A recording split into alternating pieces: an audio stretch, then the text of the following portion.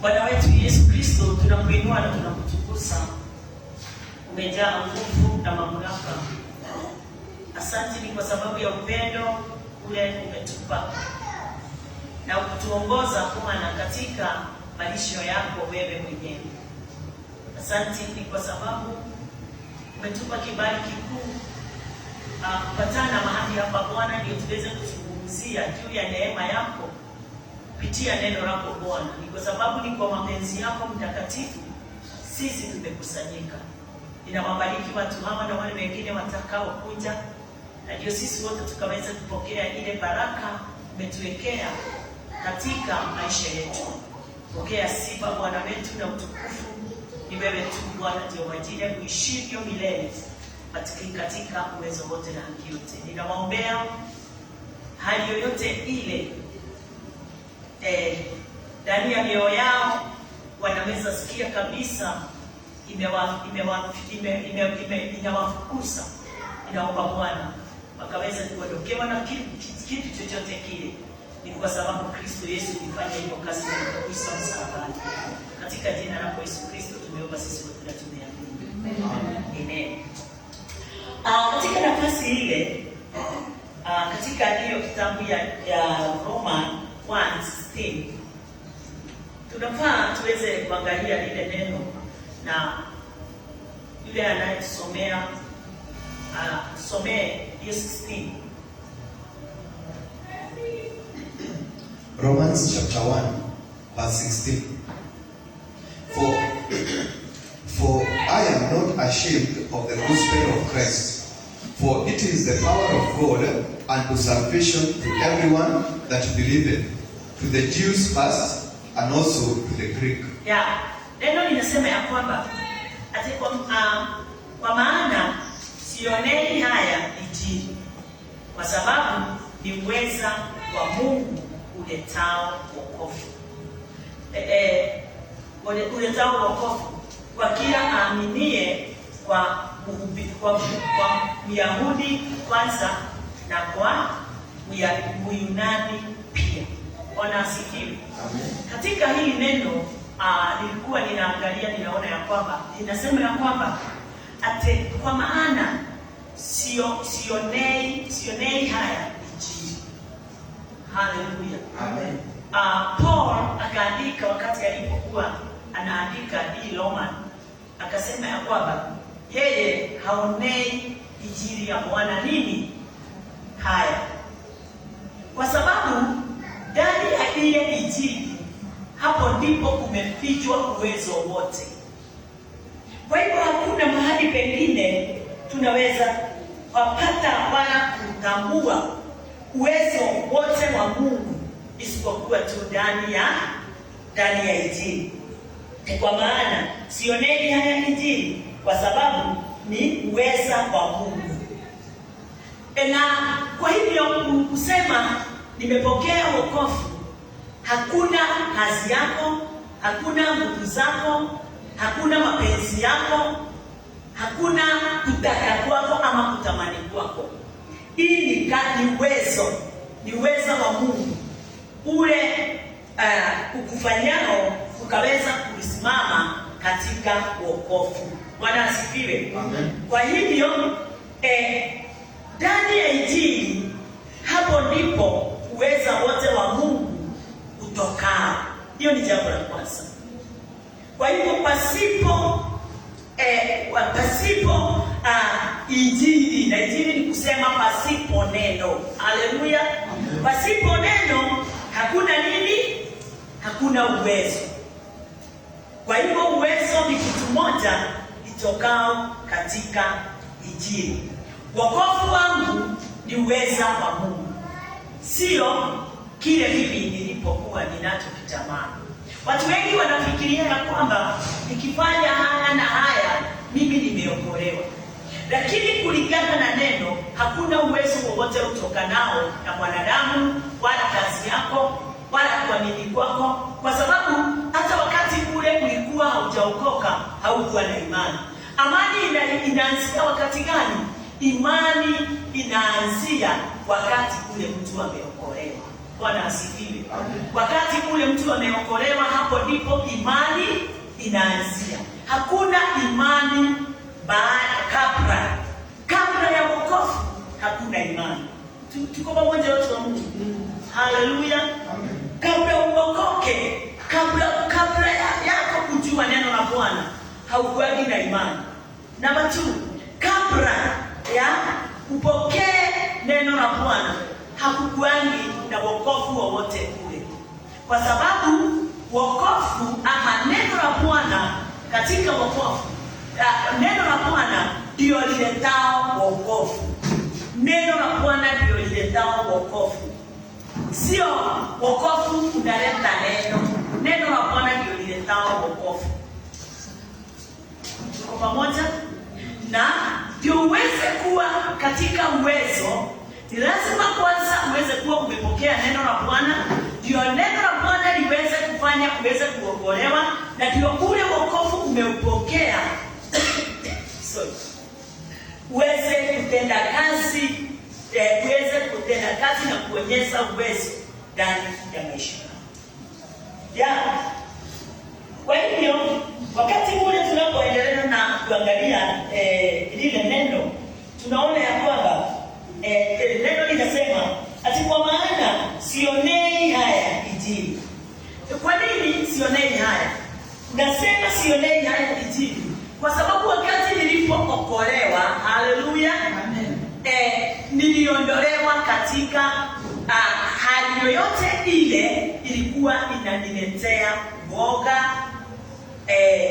uadui. Kwa hivyo sina haya yoyote ile wakati ninaotangaza Injili. Kwa nini? Kwa sababu ndani ya ile Injili, hapo ndipo uzima ulipo. Na wakati wowote uzima unapoingia ndani yangu, ninasimama imara, sitingiki. Kwa hivyo hakuna haya yoyote naweza pata, sababu ni uzima umeingia ndani yangu. Bwana asifiwe. Na mahali popote kuna uzima, hakuna aibu, hakuna woga, hakuna haya, hakuna kitu kama kile, kwa sababu ule uweza ni ujasiri wa Bwana. Ule uweza ni Kristo Yesu. So akiingia ndani yangu, hakuna kitu kinaweza nifanya nikaweza nikose kuitambulisha hiyo neema, hizo nguvu, huo ufalme wa Bwana umetiwa ndani yangu. Haleluya.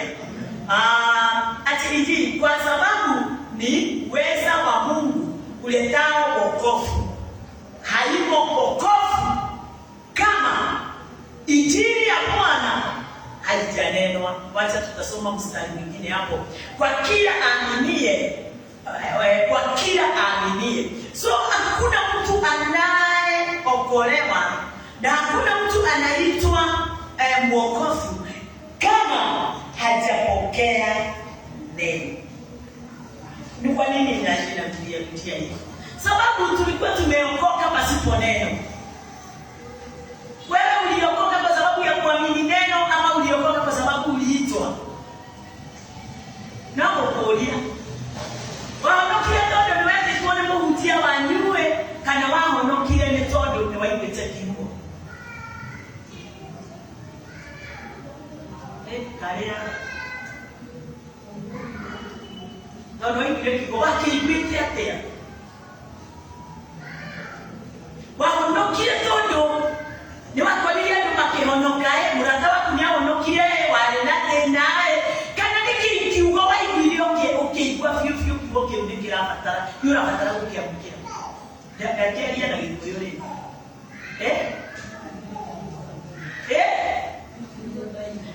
gikuru kinyono umothe ukana kanithari mwe niguo maundu maku magireri na Injili nene na uko ndani ya Injili, na saa ingine unakuja ndio upone, saa ingine unakuja ndio uweze kupokea fedha, ndio watoto uone kama Mungu atakuhurumia, ndio watoto wako waingie shule Januari, ndio upokee pesa ya kwenda Disemba. Wakati ule tulikuwa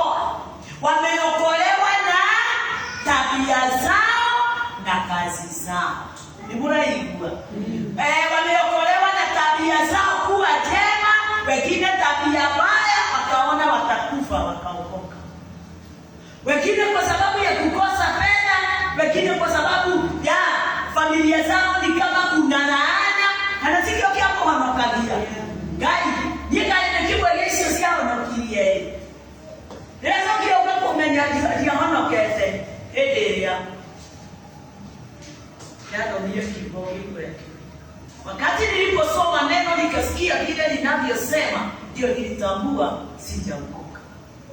Wakati huo mtu akiacha pombe tulikuwa tunasema fulani aliokoka, hata hakunywaji. Tunafikiria ya kwamba ni pombe ilikuwa inazuilia akose kuokoka. Si pombe, hata hakuna kitu inalingana na pombe. Aokoke na aendelee. Haleluya. Amen. Bwana asifiwe. Amen. Wengine ni kutokuwa na watoto wakaenda kanisani wakaokolewa. Wengine ni kutokuwa na waume wanaenda makanisani kutafuta waume wale wengine wake. Ukweli ama sio ukweli? Ukweli. Wanaokoka. Wewe kwanza mwanzo wako wa wokovu uliokoka ni kwa sababu ya nini? Ya kusikia Injili ama kwa sababu ya tabia na mambo yale yalikuwa yamekusunguka? Utumie unaona terere, unie na dikere na watu gete kagale, niona kinyo na ngoki kwa neno na dili arata. Niona kile la kutinda na maodo maingi. Kinya ngiona dikete kanidaka honoke. Kwa hiyo hakuokoka kwa sababu ya uzima wa milele. Hakuokoka kwa sababu Kristo Yesu alimfanyia kazi. Aliokoka kwa sababu alikuwa mzuri tayari. Tuko pamoja? Hii sio njia ya wokovu. Hiyo sio njia ya wokovu. Neno linatuambia ati kwa maana sionei ya Injili kwa sababu ni uweza wa Mungu uletao wokovu.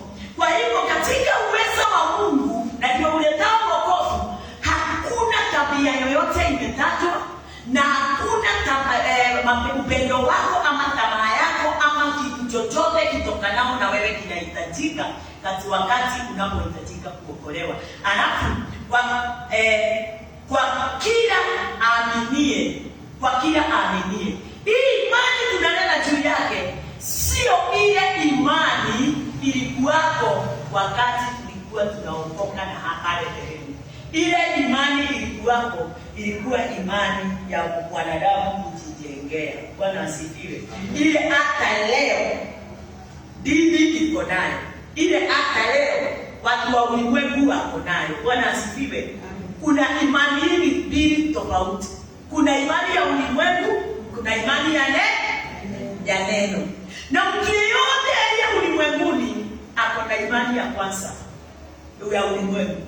Imani ya pili ni tofauti sana na imani ile ulizaliwa nayo. Imani ya pili inatokana na kuliamini neno. Imani ya pili ni kuliamini neno. Sio kile unafikiria. Sio kwa sababu wewe umetajirika. Na watu wengi wanafikiria kwa sababu mimi niko na mali, mimi nimebarikiwa, mimi niko na mambo mengi niko nayo na nikiomba ninajibiwa, wanafikiria hiyo ni imani. Hapana.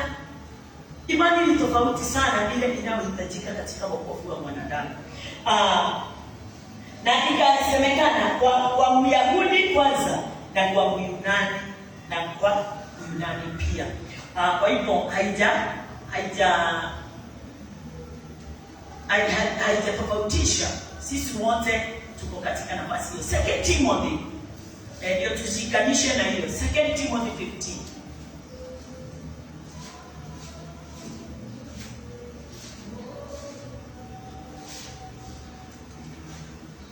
Second Timothy 3:15.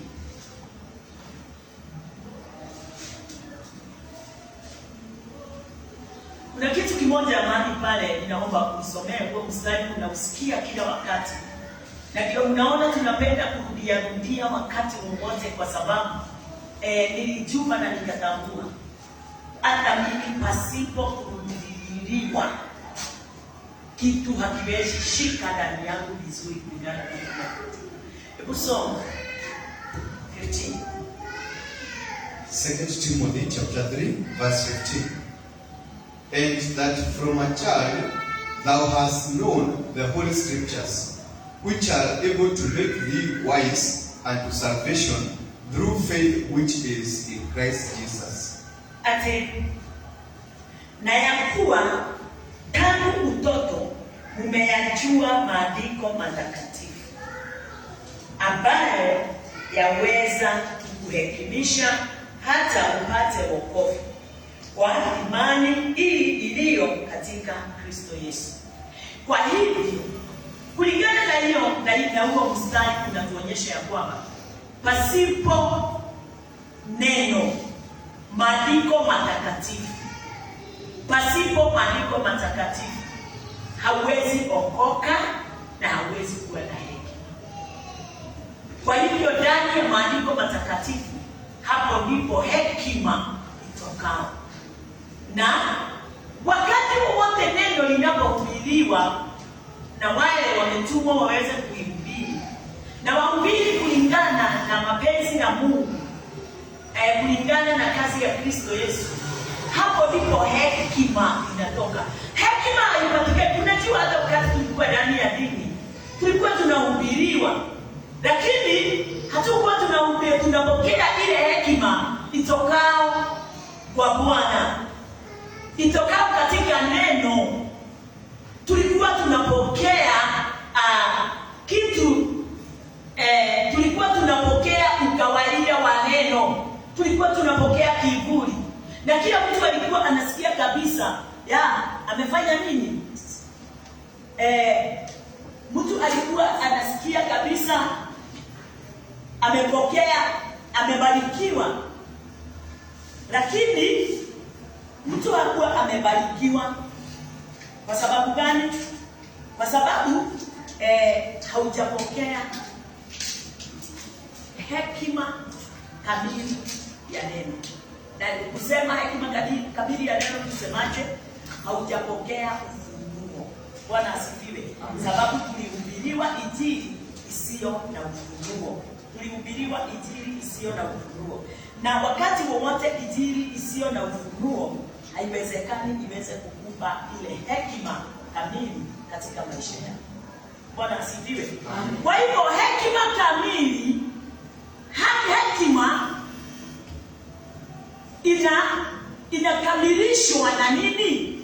Hekima inakamilishwa na kusikia injili ya Bwana, ile itokao katika kufa, kuzikwa na kufufuka kwa msalaba wa Kristo.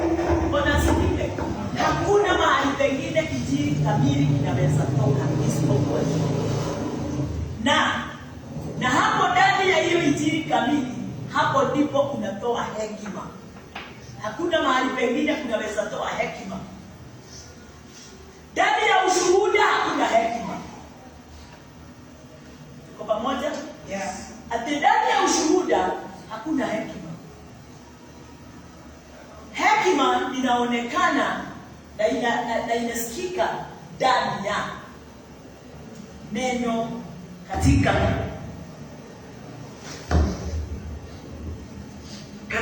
Kristo. Pole kwa sababu ya maiki yetu. Hallelujah. Thank you Jesus. Hallelujah. Hebu soma hiyo na Kiingereza. Soma tena, rudia tena kwa Kiingereza. 2 Timothy chapter 3 verse 15.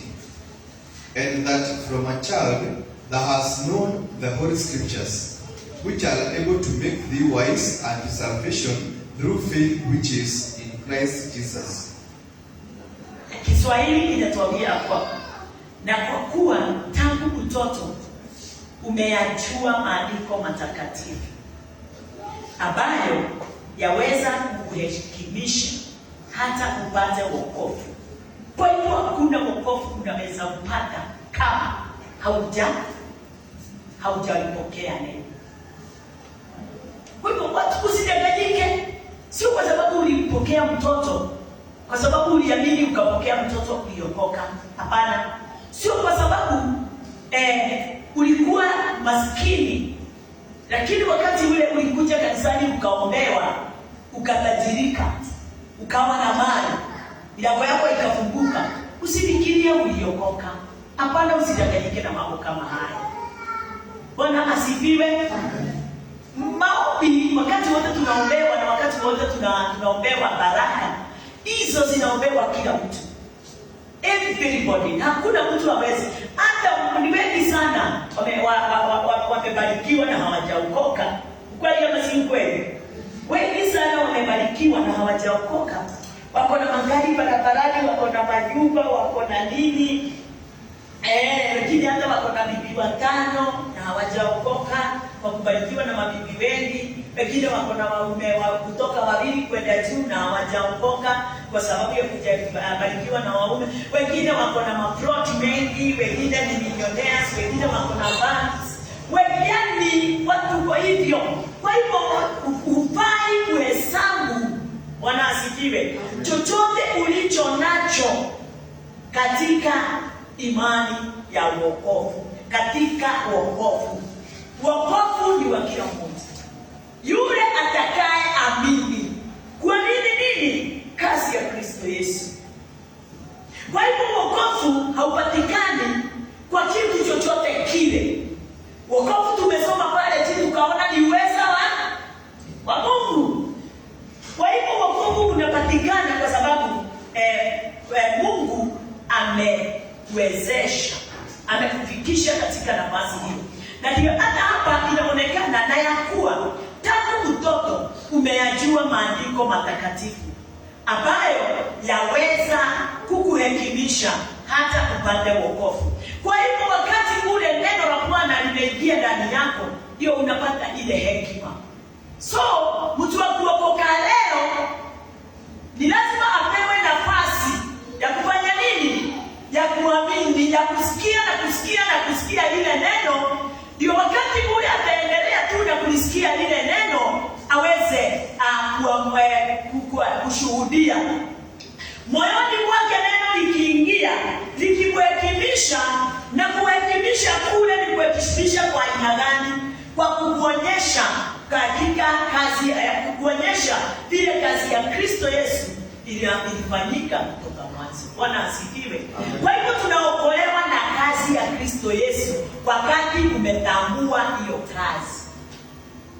Hauokoki kwa sababu unaisoma Biblia sana. Hapana.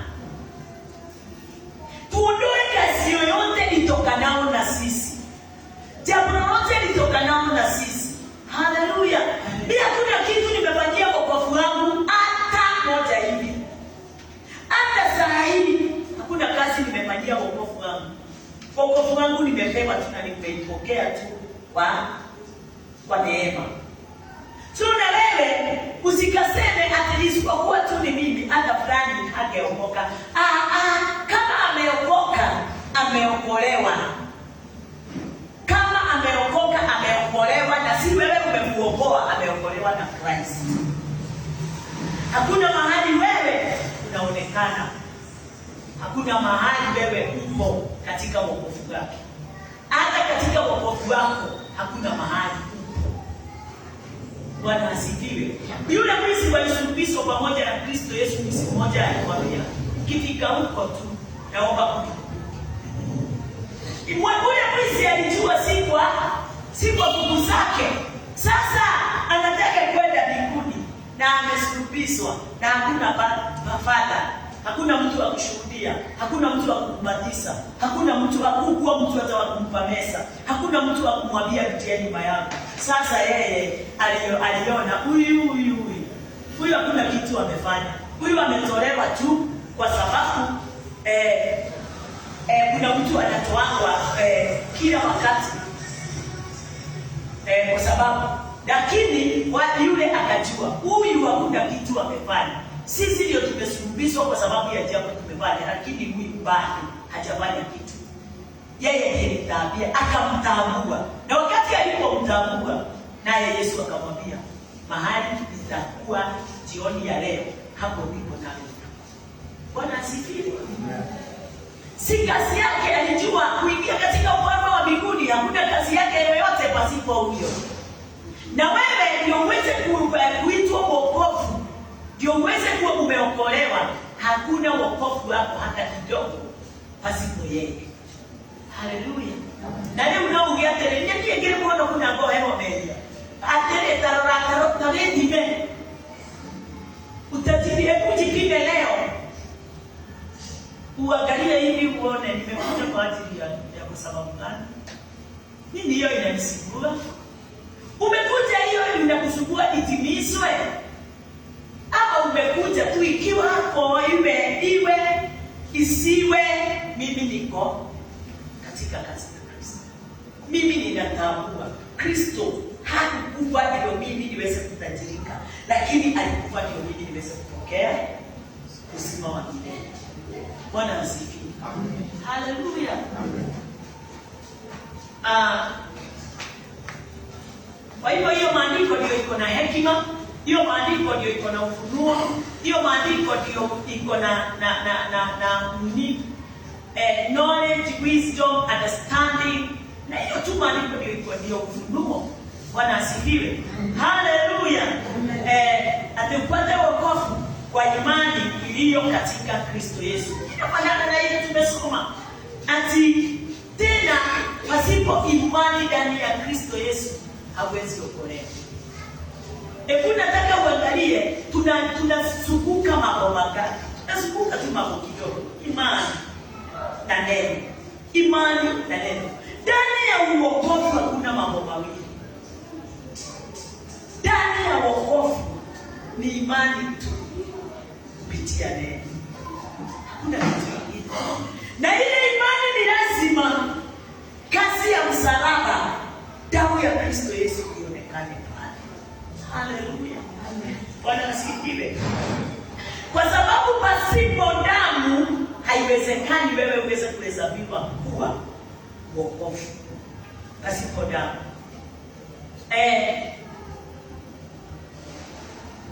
Katika huo mstari katika kitabu ya Mark 16.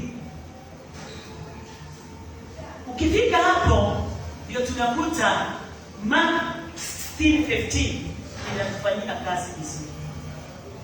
Mark 16:15.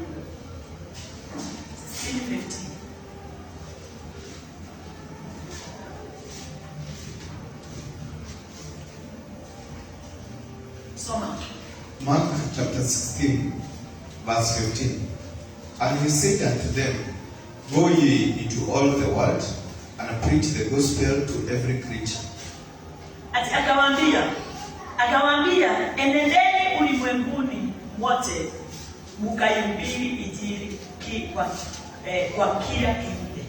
Huyu ni Kristo aliambia mtu. Kwa nini? Aliwaambia kwa sababu alishawapa hekima. Alishawafanya waweze kupokea uweza. Hangewatuma kama hawangekuwa na uweza. Aliwawezesha kwa miaka 3.5. Aliweza kuwahubiria ndiye aweze kuwatuma. Aliweza kuwafundisha, kuwaelekeza, halafu baadaye akawatuma. Bwana asifiwe. Hakuna mtu anahitajika kutoka kwenda kuhubiri kama hajapokea huo uwezo ulio ndani ya maandiko. Na kusema kupokea ule uwezo ulio ndani ya maandiko ni kusemaje? Ni kutambua hiyo kazi ya Kristo Yesu. Ndio usiende kuhubiri vitu zingine zozote. Ndio usiende kuambia watu mambo ya prosperity, ate ukadiri tu na hili, ate ukadiri tu na kitu tunaita nini? Hii tuna watu wanashiriani, hata kuna watu saa yote yani wanaokoa watu saa yote wanataka tu lakini hawawafundishi. Wanasifiwe. Wewe unataka kuokoa na kulingana na matausi yako, lakini hauna uwezo wowote ule wa kuelekeza. Yesu hakuwa na mwalimu. Yesu hakuwa na apostle. Yesu hakuwa na evangelist. Yesu hakuwa na prophet. Yesu alikuwa zote ndani yake. Kwa hivyo Yesu alikuwa amejaa his fullness. Bwana asifiwe. Kwa hivyo yeye alikuwa anasimama akiwafundisha, aliwafundisha zote. So na wewe uweze kujua na uelewe ya kwamba wewe umefika kukamilika umekamilika. Bwana asifiwe. Umekamilika na umekamilishwa. Wakati gani? Wakati ule umepokea kibali hicho cha kutambua na kuelewa ufunuo ule ulio ndani ya maandiko. Umeshatambua, na wakati huo ukitumwa, hautaenda kuconfuse watu, hautaenda kudanganya watu. Utaenda na utahubiri ukweli ulio ndani ya neno, na ukweli ulio ndani ya neno ni kufa kwa Yesu, kufufuka kwa Yesu, na kuzikwa kwa Yesu na kufufuka kwa Yesu. Bwana asifiwe. Ile kazi iliyofanyika msalabani ndio utapeana na ndio utaonyesha. Bwana asifiwe. Na hiyo tu ndio ile kazi Yesu alitumana. Alituma mitume waende wakaihubiri. Hakuwatuma na jambo lingine lolote. Aliwatuma, Biblia inatuambia, wacha nirudie, akawaambia, na yaani inasema akawaambia. Kwa nini? Sababu aliwafundisha na akaacha kama wametambua kile wanaenda kufundisha ni nini. Bwana asifiwe. Hajawatuma kama hawajahekimika. Namba 2, hajawatuma kama hawajapokea uwezo ama uweza wake wa Mungu. Namba 3, hajawatuma kama hawangekuwa na ufunuo, revelation. Bwana asifiwe. Walitosha, wakati walipotosha ndio aliwatuma akawaambia endelee. Kwa hivyo kabla ya miaka 3.5 hawangetumwa, lakini wakati ukamilifu wa 3.5 years kulingana na vile aliona, hawa watu wamefika kuwa na time yangu ya kufa imefika. Sasa hawa watu nitawatuma, na akawatuma akiwaambia, na mkienenda mtafanya mambo makubwa na kuliko yale mimi nimeyafanya. Kwa hivyo mtu wa Mungu, siku ya leo nataka tuweze kujua na kutambua ya kwamba ati wakati kama huu tumetumwa, sisi hatufanyi kazi tu kidogo, tunafanya kazi kubwa. Hata sasa hivi ninanena yale ninayonena, mababa wetu hawakuweza. Namba 2, yale ninaonena akina hata prophets hawakuweza. Bwana asifiwe. Haleluya. Hawakuwa watu uzima prophets. Prophets hawapa akina Ezekiel, akina Abraham, akina Moses, akina Adam, hawakuwapa watu wokovu. Waliwapa watu types and shadows, sherias. Lakini sisi tunawapa watu uzima direct. Haleluya. Kwa sababu tumepokea uzima ule ulikuwa umefichwa wale mababa wetu, ukapitia kwa Yesu, sisi tukaupokea. Kama vile Yesu alimpokea direct, alipeana direct, hivyo nasi ndivyo tunapeana. Haleluya. Kwa hivyo mimi singojei kuambiwa na mtu tugoje Bwana. Singojei kuambiwa na mtu ati wewe utakuwa na hii. Mimi najua niko na kila kitu. Bwana asifiwe. Niko na kila kitu. Haleluya. Amen. Hata singojei nikafanya jambo fulani. Mimi najua ni wakati tu nitainuka na lile jambo nitalifanya. Yukanema nitoe leo. Si wewe unangojea ufanyiwe? Si unangojea ufanyiwe? Hapana. Wakati wote utangoja ufanyiwe, hautafanyiwa. Wakati wote utangojea bwanako akufanyie, bibi yako akufanyie, hautafanyiwa. Ni wewe usimame sasa ufanye. Sababu umepewa uweza. Umepewa uweza, umepewa nguvu, umepewa mamlaka ya kufanya hayo ulikuwa unaona haiwezekani. Bwana asifiwe. Amen. Haleluya. Hii mambo ilikuja kutufungua macho na imetufungua kwa njia kubwa sana. Hili jambo limetufungua kwa njia kubwa sana. Tuko pamoja? Wasichana ama nini zamani, mambo mengi ilikuwa inatazamwa na jicho lingine, halikuwa sawa. Sana mambo yote ilikuwa inawahusu wanawake, ilikuwa inaangaliwa na jicho la uduni sana. Kwa sababu ni gani? Sababu ni gani? Sababu neno halikuwa limepeanwa katika ufunuo. Bwana asifiwe. Tena vile walikuwa wanavyosoma Biblia sio vile ilikuwa inahitajika iweze kusomwa. Tuko pamoja? Lakini wakati sasa ule Biblia ilienda, neno la Bwana lilienda watu wakilisoma katika ufunuo na katika hekima na kutambua ya kwamba mambo mengine wanayoyasoma sio vile inafaa kutafsiriwa. Sasa kila mtu akawa sasa anaingia katika nafasi yake. Kila mtu, nimesema kila mtu, si mwanaume tu. Sasa kila mtu anaingia katika nafasi yake. Katika ile tu neno lilikuwa limeinua mwanaume, likapika katika nafasi likainua mwanamke. Haleluya. Bwana asifiwe. Hao wanasikika, wanaonekana kama wana usingizi. Ni lazima upigane na ile usingizi umalize. Bwana asifiwe. Haleluya. Siku moja Moses alikuwa na wale watu walikuwa anaowaongoza. Kukawa kuna mwanaume mmoja alikuwa wakati huo alikuwa hana kijana. Na wakati ule huyo mwanaume alikuwa hana kijana, lakini alikuwa na wasichana kitu kama wasichana, I think sijui ni 5 ama 6. No, sio wawili. Sio wawili. Na wakati huo hao wasichana wakati waliangalia baba yake nini, Musa wakaona Biblia inasema ya kwamba nini, tajiri wote uwe una ama nini, watu wale wanafaa kupewa urithi ya kina nani? Ni vijana.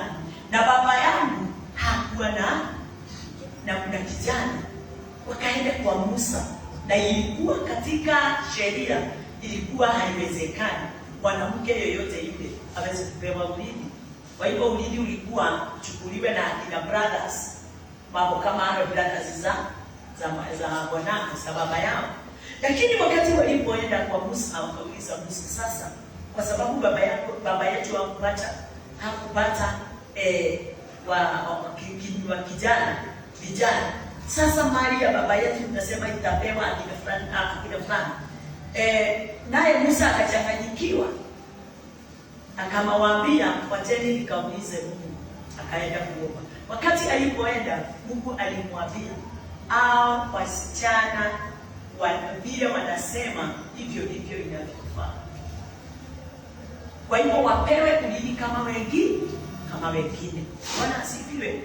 Tena wakati wa huyu tunaita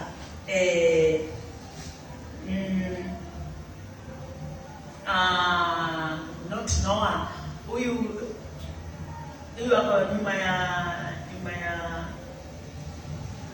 Sams,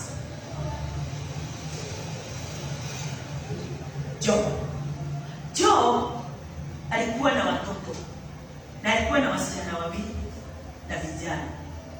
Lakini wakati ule Job watoto wake wote walikufa. Tunaona katika chapter 42 inasema ya kwamba mwisho wakati ule aliregeshewa mali yake na watoto wake wakaregeshwa hata waleko kuliko wale walipokuwako, na akapewa wasichana na vijana kama vile walivyokuwa. Biblia inatuambia kwamba Job hakuwagawia vijana wake, hakuwapa urithi. Biblia inasema aliwapa akina nani? Wasichana. Bwana asifiwe. Kwa sababu tayari vijana wako na urithi. Vijana tayari wako na urithi. Kuonyesha nini?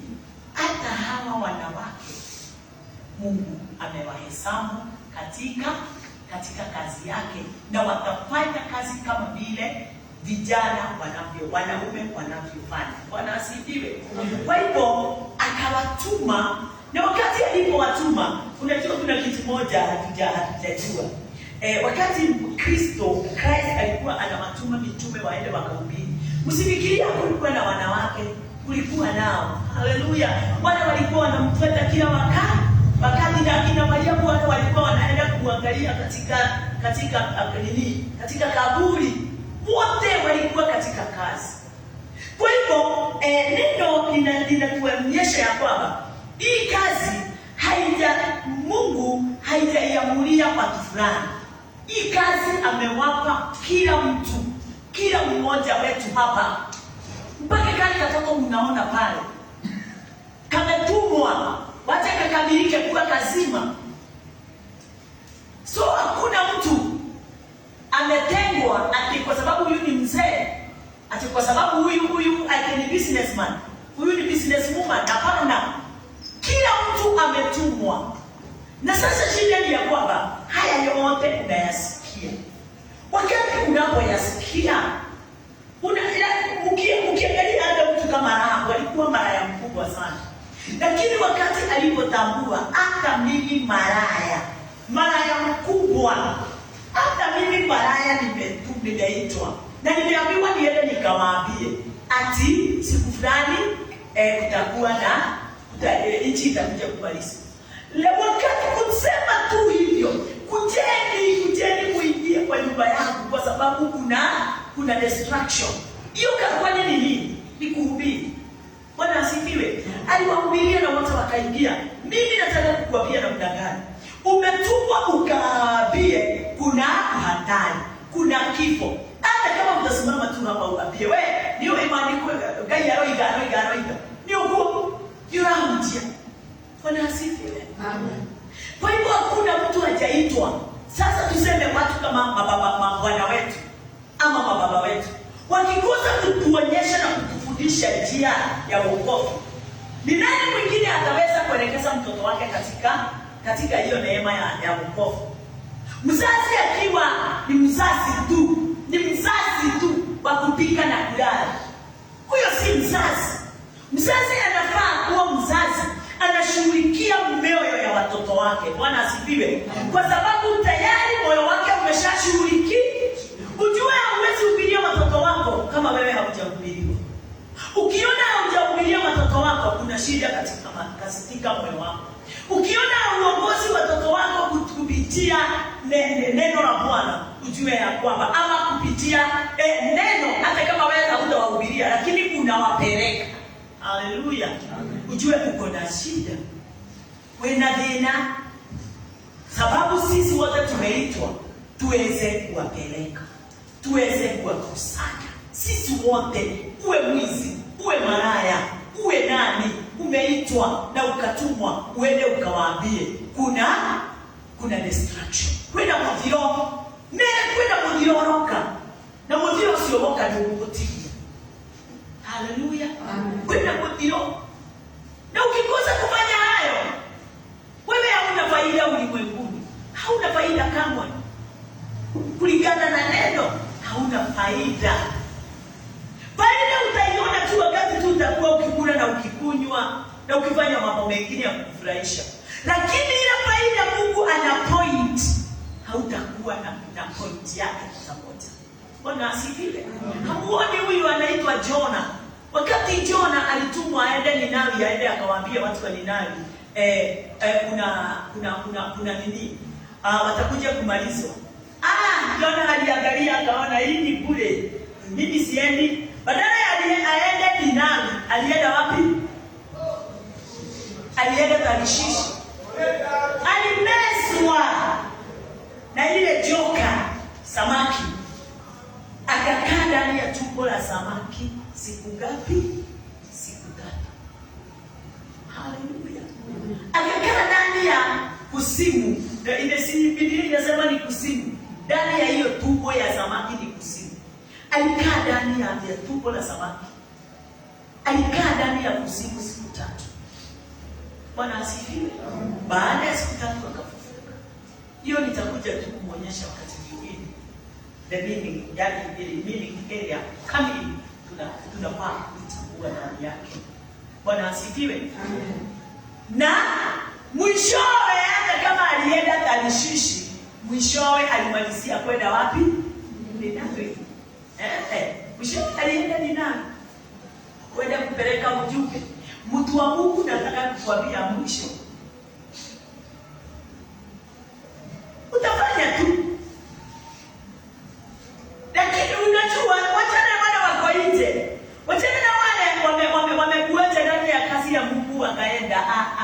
asiwahesabu hao, ni wewe tunaambiwa. Ni wewe umesikia leo. Bwana asifiwe. Wewe unaona tu umekamilika kwa sababu ya kukuja kanisani. Ukamilifu haukamiliki kwa sababu umekuja kanisani. Utakamilika wakati utafanya watu wengine wapate nafasi katika wewe. Kama Samson alikamilisha kazi ya Bwana akiwa hana macho. Haoni. Kwa sababu alikuwa ameitiwa mission na alikuwa anakataa kutimiza. Wakati tu alitolewa macho na unajua alitengeneza hilo gano miaka ngapi? Alitengeneza miaka zaidi ya 10. Na alikuwa yake anazunguza akiwa hana macho. Na wewe ya tu onawete ya tu yururuka tu kulia wote kwenda. Yururuka tu. Wewe inga ngire muri kitu kawe ko kai kwa kabika ni wewe ko mbili utamu. Tapo kiwa wapi? Lutabira me au mbele ngeti paka yole aoni. Okay, ya ngeti okado kuko. Lokame tudu ya wete yunuge. Kanu makuru kibete. Kanu makuru kisimi kana kipao. Hallelujah. Mwisho sio hiyo jambo unafanya, mwisho wako ni Samson. Alikufa na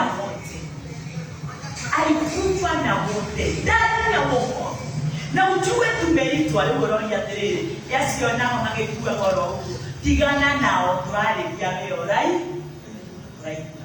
Na tena ndio ikano sionera kamishi. Tokoro wera wange wale babo twara mundu mwende ni wanda mafi wa Ngai asokea.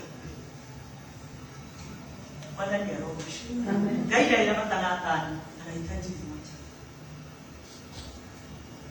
Kwa hivyo ni vyema ujitambue. Haya yote ninakuambia ufanye nini, sio uogope, ni utambue umeshacha. Bwana asifiwe. Umeshaitwa, umeshatumwa. Sio ati uogope kwa nini? Kaka maisha yako ukiwa na amani, lakini umeshaitwa na umetumwa. Nikiendelea na kumalizia. Kwa hivyo neno la Bwana wakati tunapolisoma, tusilisome tu kwa kulingana na vile tunataka kulisoma, tuweze kulisoma kulingana na vile Bwana anataka tuweze kupata ufunguo ndani yake. Haleluya. Amen. Kwa hivyo hata wakati umepumzika kwako, pumzika ukijua, niko na jambo ninafaa kwenda kuitimiza. Kwa Kristo akiwa mbinguni, alikuwa anajua kazi yake ni gani. Wakati alipotumwa ulimwenguni, alijua kazi yake ni gani ulimwenguni. Kwa hivyo hakuna jambo lingine alikuwa analolitazamia. Alitazamia tu ile jambo ilikuwa imemleta. Wewe ndio kuja ulimwenguni, kuna kile kimefanya uletwe. Na ukikosa kutazamia kile kimefanya uletwe, utaanguka mtihani wako. Bwana asifiwe.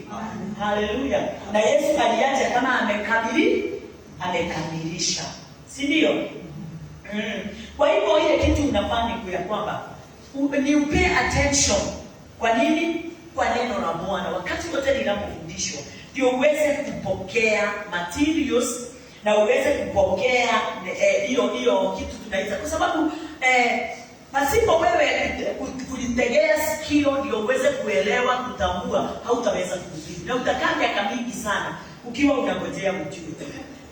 Lakini wakati utakapoelewa na utambue niko hapa kwa nini. Bwana asifiwe.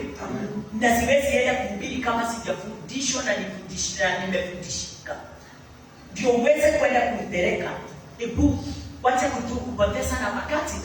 Samsoni alipoteza wakati mkubwa, lakini alimaliza na ile kazi alikuwa ameitiwa. Na uweze kutegea sikio nini? Kile unafaa kutegea sikio ni kazi ya Kristo. Ni mafundisho yote inayoelekeana na kazi ya Kristo Yesu. Usitegee masikio sio mambo mengine. Wachana na hayo mengine. Hayo mengine ni hapa ulimwengu. Na mjue Kristo ni wengi sana wanahubiriwa. Kwa hivyo ni lazima ujue ni Kristo gani anayehubiriwa, anayetoka katika vinywa za watu. Kwa hivyo ukamilifu wa Kristo Yesu katika maisha yetu hautokani na sisi. Ukamilifu wa Kristo Yesu katika maisha yetu unatokana na yeye. Na tuweze kujua wokovu ama salvation is faith in Christ. Kwa hivyo wokovu si kitu kingine, hakuna mahali pengine inaweza toka. Salvation is faith in Christ.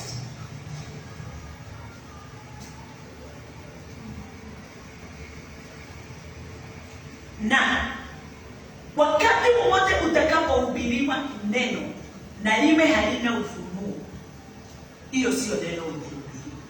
Kila neno unapopewa lazima liwe na ufunuo wake. Lazima liwe na ufunuo. Tukiangalia katika huo mstari kwa nini? Wa 2 Timothy 3:16, mahali tulikuwa 3:16, 2 Timothy 3:16. 3:16 inasema, "At all scriptures is given by inspiration of God and is profitable for doctrine, for reproof, for correction, for instruction, righteousness and righteousness." Ate kila andiko lenye pumzi ya Mungu lafaa kwa mafundisho. Kuna kitu moja ukisikia, ukiona mahali pale kunaambiwa ya kwamba ate lenye pumzi ya Mungu, ni kuonyesha ya kwamba ufunuo ulio ndani ufunuo unatoka ndani ya maandiko na unatoka katika kinywa cha Bwana.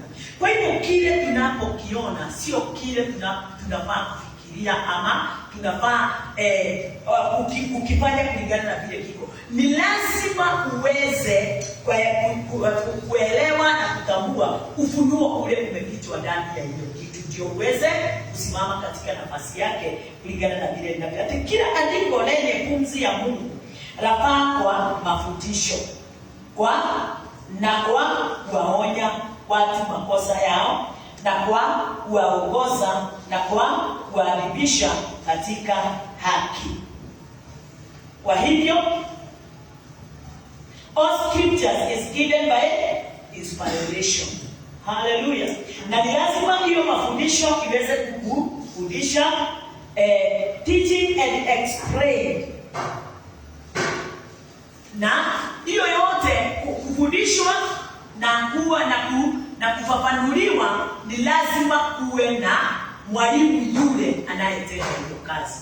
Kuwe na mtu yule anayefundisha. So ndio kimeno roho huo wa Kristo hakiko hatari ya kuokoka. Bwana asifiwe. Na ndio mnasikia wengi wengine wanasema mimi nilikaa tu nikaokoka usiku. Hajaokoka hata usioni kuruka yangu.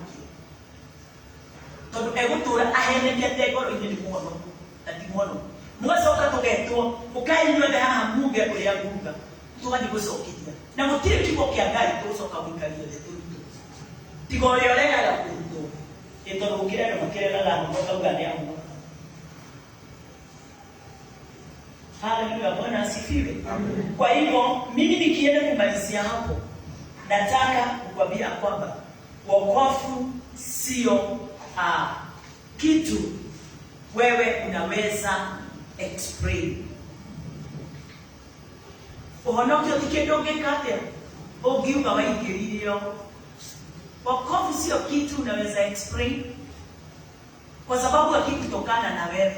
Tuna explain mambo yale ilitokana na sisi. Nani anaweza tu explain wokovu? Only Christ or God. Bwana asifiwe. Wewe hauwezi, si yako. Tuko pamoja? Hiyo sio kitu yako. Ilikuja ikakukuta. na wewe ukaipokea. Wakati ulipoipokea, ikaanza kazi katika maisha yako na ndani yako. Haleluya. Tumefundishika mpaka hapo. Sasa tutaanzia wakati ule mwingine mahali pale tumefika. Kwa hivyo kile kitu mimi naweza faa na ninatamani uweze kutambua, kuna mission imefichwa ndani yako na unafaa kuitimiza. Shida ni ya kwamba yule alikuita ndio ukuje katika utimize hiyo mission, hata pigana na wewe ama akibisana na wewe, atakupatia nafasi yote, sababu neno liko hapo, ulisome ndio uelewe ndio utimize. Bwana asifiwe. Hata ng'ang'ana, unajua akafaka king'ang'ana majua akabange ng'ang'ana ni muhinde ya sheria ni kwa nena mung'ang'ano wa muthemba munaginya mundu acokatira ini umuthi uyu muro umuthi andu metagirira Ngai tondu matiri maheo theri no riria Kristo arekirie wira wa mutharaba uhoro wathirire hau ugithira na ningĩ tena to Kristo Ngai arekia wira thikũ mũgwanja gũtarĩ mũndũ ona ũmwe thĩ arekia wira thikũ ya mũgwanja akĩhurũka ahuruka gutiri undu ungi tuonete twandikirwo ekire ne kuri hakuna hata kwambia Adam jambo lingine alimwambia tu usile mtu wa kujisua mema na mabaya